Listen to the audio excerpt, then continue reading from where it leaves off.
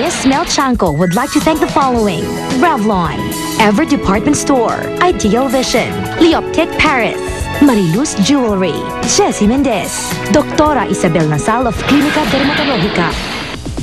Big 6 Trivia number 6. Ang lowest rainfall sa New Zealand ay umabot lamang sa 6.6 inches noong 1963 hanggang 1964. Mga kapuso, ito pa rin ang celebration ng 6th anniversary special ng Mel and Joey dito sa Wellington, New Zealand. Yung katabi naming rebulto, napakaganda at napakalaking rebulto na baka gawa po sa bronze yan malamang. Ay rebulto po yan ni Peter Fraser, isang dating Prime Minister ng New Zealand, at nakikita nyo ba yung luma pero napakaganda pa rin gusali dito sa likod namin ni Mel. Ito ay ang old government building na ngayon na isa ng paaralan. Kilala ito bilang Victoria University School of Law. Aha. Ayan, no? Isa po ito sa world's largest wooden buildings. No? Gusali po, abay kahoy po yan.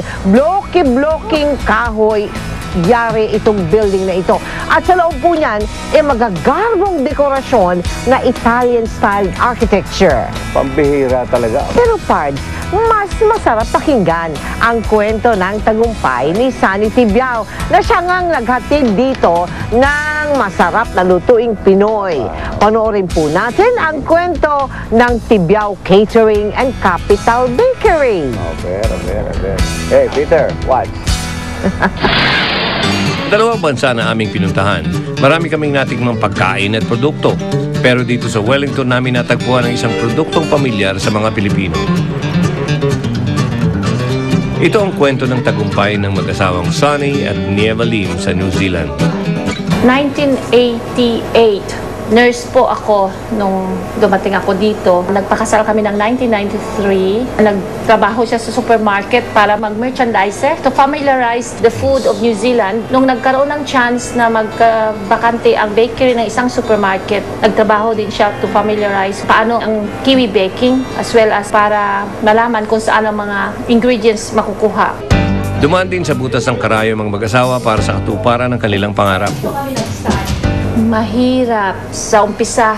Hindi mo alam kung anong unahin mo. Kaya ang ginawa niya muna, eksperimento lang hanggang ma-perfect niya ang recipe. Natutunan ni Sunny kung paano patakbuhin ang negosyong naiisip dahil nakita at naramdaman niya na mayroong untapped market sa New Zealand.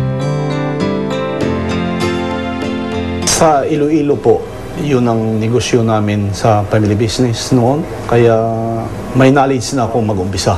Gusto namin dalhin yung lasang Pinoy na pagkain at lasang Pinoy na tinapay. Pero malakas ang kumpiyansya nila na ito ang negosyong magbibigay sa kanila ng katuparan ng kanilang mga pangarap. 1997, nag-umpisa muna kami ng catering sa tabi ng bahay namin. Garahe yun ang start-up namin. We do deliveries sa mga offices. Parang naglalako ba? Hindi pa nagtagal, naramdaman na nila ang pag-unlad ng kanilang catering. Kaya't naisipan na rin nilang magtayo ng sariling version ng Tibiao Bakery dito sa New Zealand. At ito ay tinawag niyang Capital Bakery. Pumasok ang bakery sa business mga 2002, which is 5 years after we started the catering.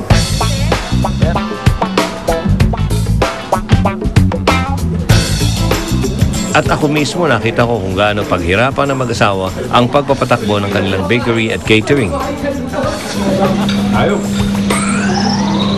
Nagtatrabaho pa rin ako as a nurse, pero yun, ako sa marketing, siya hands-on, siya lahat ang nagluluto. Tumutulong din siya sa amin. Pagbinta-binta, minsan kasi naglalako kami sa mga fair. Kitang-kita ang pagtangkilik ng kapwa nila Pilipino sa bakery ni Sunny at Nieva. Excited ang mga Pilipino nung umpisa kami dito dahil nakakatikim na sila ng mga tinapay na hindi nila natikman ng matagal. Sa tuwin ay isang inspirasyon ang kwento ng tagumpay ng mag-asawang Sunny at Nieva Lim. Isang inspirasyon para sa lahat ng Pilipinong naghahangad ng magandang bukas.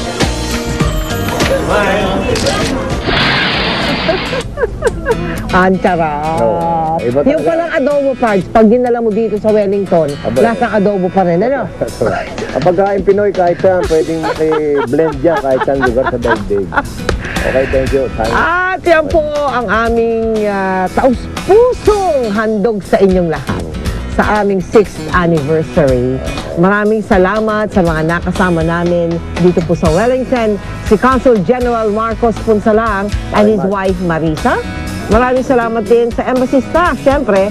Kay Nieva Lim, thank you. And Judith Mendoza, thank you very much. Ayun nga, katulad nung nabanggit ni Partner Mel, sa nakalipas na 6 na taon, maraming salamat. Thank you. Dahil kayo ay naging bahagi ng ating programa. At lagi niyong tandaan, kahit sa ang sulok kayo ng daigdig, katulad nito, nasa New Zealand man kayo, maging biyaya kayo sa ibang tao.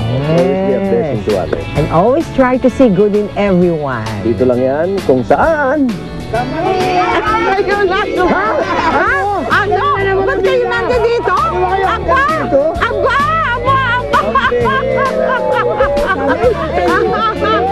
Ano ba yan? Kahit yung bida, ano ba naman? Wow! Okay, Mel and Joey staff yan at lahat ng Mel and Joey fans and followers. Thank you. Thank you very much.